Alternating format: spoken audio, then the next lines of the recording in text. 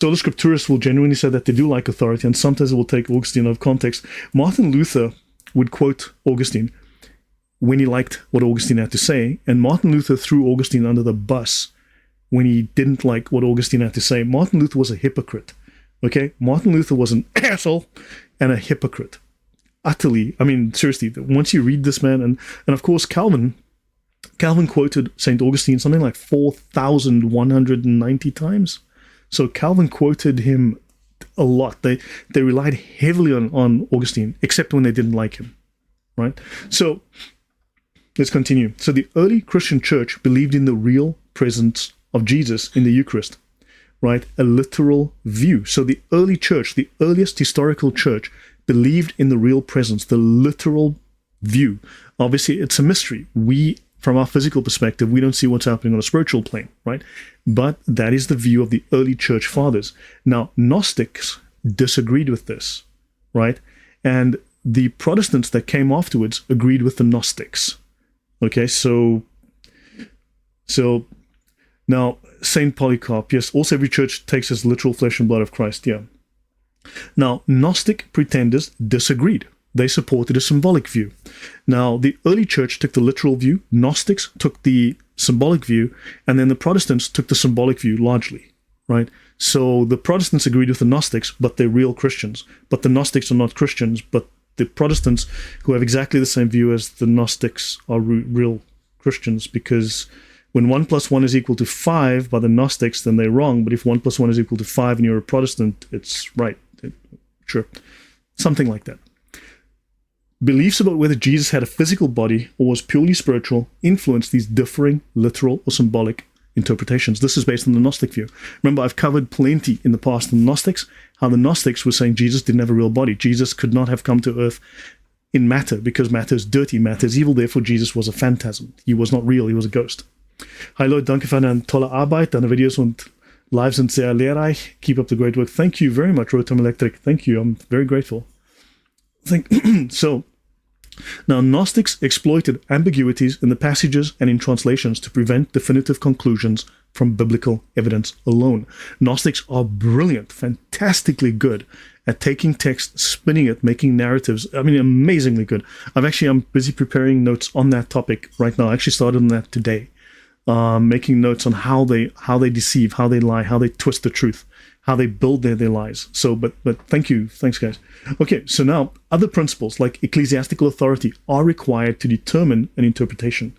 While there's validity to both symbolic and literal understandings, depending on the context of what's happening in the Bible, within the Bible, right? This particular topic of the Eucharist would require a single answer. It can't be both. It's got to be literal or symbolic. And the early church decided from the beginning, this is literal. Right? So the early church took the literal position. Now, of course, women should not receive the Eucharist. I think we can all agree. I think we all agree, right, guys? Just drop a 1 in the comments, in the chat. If you agree, women should not receive the Eucharist. Why? Because where in the Bible does it say that women should receive the Eucharist? Okay? Where does it say in the Bible that women should receive? So therefore, women should not get the Eucharist at all.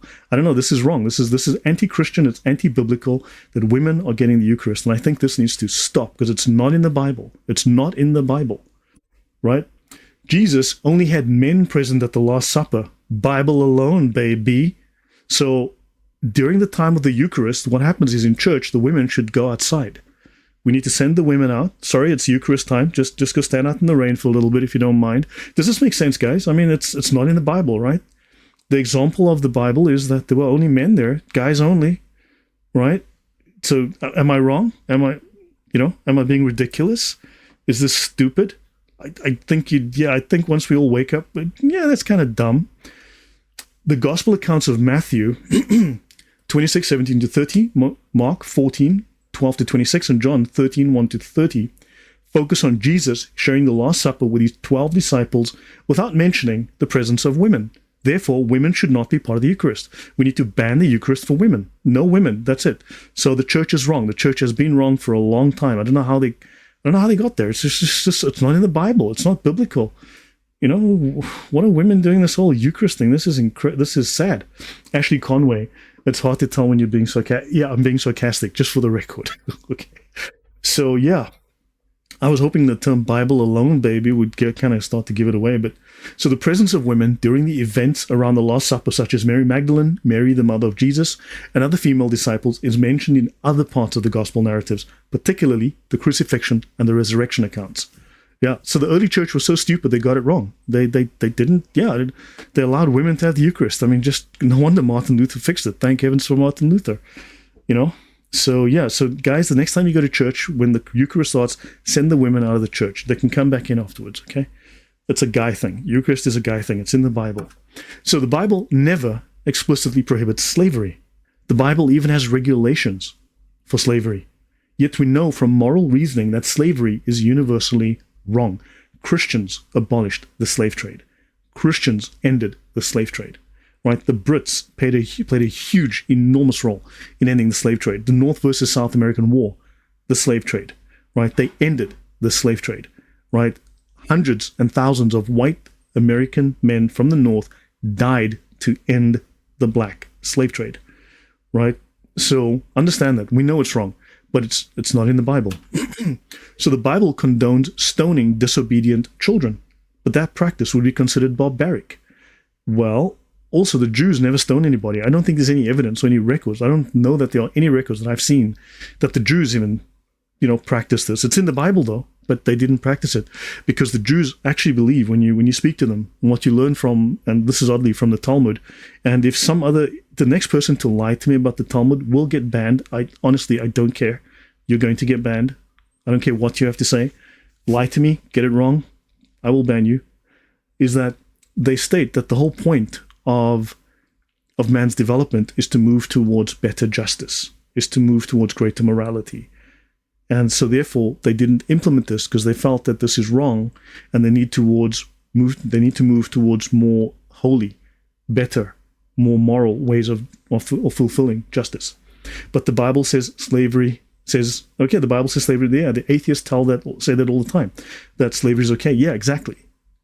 Okay, so King David committed murder and he wasn't stoned. Exactly. So look, yeah, we can't take an overly literal, nor can we take an overly symbolic view.